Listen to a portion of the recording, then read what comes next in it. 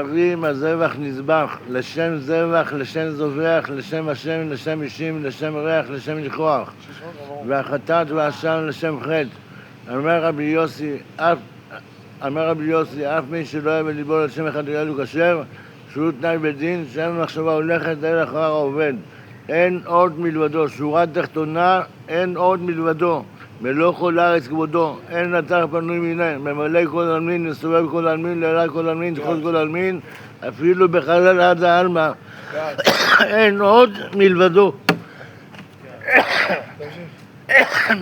אמר רבי אלעזר בן עזריה, הרי אני כבן 70 שנה ולא זכיתי לשמר את יד מצרים בלילות, עד שדרשה בן דומה, שנאמר למען תזכור את יום צאתך מארץ מצרים כל ימי חייך. ימי חייך הימים, כל ימי חייך הלילות. וחכמים אומרים ימי חייך העולם הזה, כל ימי חייך להביא לימות המשיח, רבותיי. אמן.